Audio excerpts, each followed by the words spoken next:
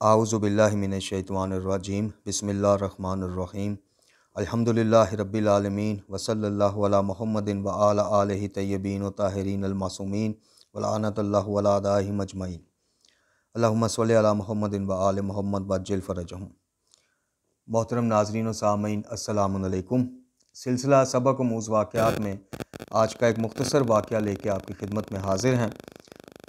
आज का वाक़या निहायत मुख्तसर है, लेकिन इसके अंदर एक बहुत बड़ा सबक छुपा हुआ है, बल्कि कई सबक छुपे हुए हैं और कई तरह से इस वाक़या से हम सीख ले सकते हैं, बशर्तिया कि हम लेना चाहें। और कुछ इन वाक़यात से, जैसे कि हमने इस सीरीज़ के आगाज़ में अर्ज़ की थी कि वाक़यात जो हैं मुख्तसर होंगे, लेकिन इनमें छुपे जो सबक हैं, जो नतीजे हैं, जो हमारे लिए नसीहतें हैं, वो मुख्तसर नहीं हैं। उनको अगर हम देखें तो हमारी पूरी अमली ज़िंदगी में हम उनको नाफिज करके उनकी बरकतों से बहरामंद हो सकते हैं। ये वाक़या है जनाब इब्राहीम अलैहिस्सलातु वस्सलाम खलीलुल्लाह, जिनका लक़ब है, और अल्लाह ताला के बहुत महबूब और बहुत प्यारे पैगंबर नबी, और अल्लाह ताला ने उनको एक ख़ास, मतलब उलिल अज़म अंबिया में उनका एक ख़ास मुकाम व मर्तबा है। और आप ही की औलाद जनाब इस्माईल अलैहिस्सलातु वस्सलाम की आगे नसब से नबी आखिरुल ज़मा हज़रत मोहम्मद मुस्तफ़ा सल्लल्लाहु अलैहि वसल्लम भी तशरीफ़ लाए। हज़रत इब्राहीम अलैहिस्सलातु वस्सलाम की, मोहतरम नाज़रीन, एक आदत थी कि आप तन्हा खाना आपसे खाया नहीं जा सकता था। जब तक कोई मुसाफिर, कोई मस्कीन, कोई गुरबा आप उसको शरीक ताम ना कर लेते, तो ये आपकी आदत थी। एक दफ़ा जनाब इब्राहीम अलैहिस्सलातु वस्सलाम दोपहर में खाना खाने के इंतज़ार में, यानी किसी मुसाफिर की, किसी परदेसी के इंतज़ार में थे कि कोई नज़र आए, कोई आए तो मिल के खाना खाया जाए। आपको एक बुज़ुर्ग नज़र आए जो दूर से पैदल आ रहे थे। आप उनकी तरफ बढ़े और देखा काफ़ी ज़ईफ़ुल उम्र थे। उनको लेके आए, उनको बिठाया, पानी पेश किया और फिर उन्हें दावत ताम दी, यानी खाने की दावत दी। तो वो बुज़ुर्ग चूँकि मुसाफिर थे और पैदल चलते आ रहे थे, भूख लगी थी, उन्होंने उसको कबूल किया। हज़रत इब्राहीम अलैहिस्सलातु वस्सलाम ने वो खाना अपने आगे भी रखा, उनको भी पेश किया, और वो बुज़ुर्ग जो थे वो फ़ौरन खाना सामने आते ही उन्होंने खाना शुरू कर दिया। और हज़रत इब्राहीम अलैहिस्सलातु वस्सलाम ने भी अपने हिस्से का नान या रोटी वो तोड़ी और शुरू करता हूँ खुदाई यकता के नाम से, ये यानी बिस्मिल्लाहिर्रहमानिर्रहीम, ये अल्फाज कह के आपने खाना शुरू कर दिया। कुछ लम्हात बाद जनाब इब्राहीम अलैहिस्सलातु वस्सलाम ने उस बुज़ुर्ग को देखा और फरमाया कि आप शायद भूल गए, आप भूख के गलबे की वजह से खाने की इब्तिदा हमेशा खुदाए रहमान रहीम के नाम से करते हैं। तो वो बुज़ुर्ग ने जनाब इब्राहीम को देखकर फरमाया, क्या कहा तुमने? आपने फरमाया कि खाने की इब्तिदा खुदाए रहमान रहीम के नाम से करनी चाहिए। तो उस बुज़ुर्ग ने कहा कि मैं तो आतिश परस्त हूँ, मेरा खुदा तो वो आग है जिसकी हम पूजा करते हैं, मैं तो किसी खुदाए रहमान रहीम को नहीं जानता। ये सुनकर जनाब इब्राहीम अलैहिस्सलातु वस्सलाम को एक जलाल की कैफियत आप में आ गई और आपने उनसे माज़रत कर ली और दस्तरखान से उठा दिया और फरमाया कि मैं किसी मुशरिक या काफिर को अपने दस्तरखान में अपने साथ खाना नहीं खिला सकता। वो बुज़ुर्ग उठकर चले गए। अभी थोड़ी देर गए थे कि अल्लाह ताला की तरफ से एक फ़रिश्ता आया और फरमाया कि ए इब्राहीम, अल्लाह ताला फरमाता है कि इस बुज़ुर्ग की उम्र आपके ख्याल में कितनी होगी? तो जनाब इब्राहीम अलैहिस्सलातु वस्सलाम ने कहा कि ज़ाहिरी इसकी वो देख के तो लगता है कि ये कम अज़ कम 80-90 साल का तो होगा।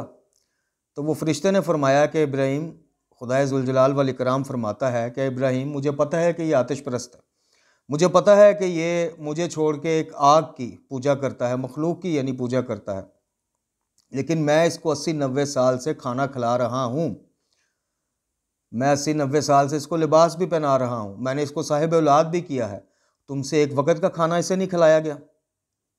फ़रिश्ते ने अल्फाज कहे और फ़ौरन चला गया। जनाब इब्राहीम अलैहिस्सलातु वस्सलाम फ़रिश्ते के अल्फाज सुन के, जो कि अल्फाज खुदाबंदी थे, जो कि फ़रिश्ता बता रहा था, लेकिन अल्फाज या पैगाम जो था वो अल्लाह ताला की तरफ से था कि मुझे पता है ये आतिश परस्त है और ये यकता नहीं है, अकेला नहीं है, कितने हैं, कितने ऐसे लोग हैं जो मेरी ज़ात को नहीं मानते, मेरे अलावा गैरों की पूजा करते हैं, इबादत करते हैं, लेकिन मैंने उनका रिज़्क नहीं रोका, मैं उनको खाना भी दे रहा हूँ, लिबास भी दे रहा हूँ, साहिब औलाद भी कर रहा हूँ, उनकी ज़िंदगी के सारे मामला जो हैं वो चल रहे हैं, तो आपसे एक वक्त का खाना नहीं खिलाया गया? जनाब इब्राहीम अलैहिस्सलातु वस्सलाम ये अल्फाज सुन के उठे और फ़ौरन उठ के उस बुज़ुर्ग के पीछे गए और उनको जाके लेके आए और उनसे माज़रत की और कहा कि जी आप बिस्मिल्लाह करें, आप खाना खाएं, आप जिसके भी मानने वाले हैं, जिसकी भी इबादत करने वाले हैं, आप खाना खाओ। उस बुज़ुर्ग ने पहले तो पेट भर के खाना खाया, उसके बाद जनाब इब्राहीम अलैहिस्सलाम के इस रवैये की तब्दीली की वजह पूछी। तो जनाब इब्राहीम खलीलुल्लाह अलैहिस्सलाम ने सारा वाक़या गोश गुजार किया कि जैसे ही मैंने आपको दस्तरखान से उठाया, अल्लाह ताला की तरफ से, मेरे रब की तरफ से फ़रिश्ता आया और उसने मुझे ये पैगाम दिया कि इब्राहीम, इस ज़ईफ़ को 90 साल तक अल्लाह ताला कह रहा है मैं खाना खिलाता आ रहा हूँ, बावजूद इसके कि मेरा मुनकर है, मेरी जगह आग की परस्तिश करता है, आपने एक वक़्त का खाना नहीं खिलाया। तो बुज़ुर्ग ने जब ये अल्फ़ाज़ जनाब इब्राहीम से सुने तो उसकी आंखों से आंसुओं की एक लड़ी जारी हो गई, ज़ारो कतार रोना शुरू हो गया और कहता है, इब्राहीम वाकई तुम्हारा खुदा, तुमने सही कहा था, शुरू करता हूँ खुदाए रहमान और रहीम के नाम से। वो इतना रहमान और रहीम है, इतना गफूर व करीम है, और मेरे आगे अपना दीन और मज़हब पेश कीजिए, मैं फ़ौरन उसको इख्तियार करता हूँ। जनाब इब्राहीम अलैहिस्सलाम ने उसे यकता परस्ती की तरफ दावत दी, तौहीद परस्ती की तरफ दावत दी और वो ईमान ले आया। मोहतरम नाज़रीन और सामीन, इस मुख्तसरन वाक़ये में जो अब हमारे लिए सबक है उनमें से कुछ आपकी खिदमत में पेश करते हैं।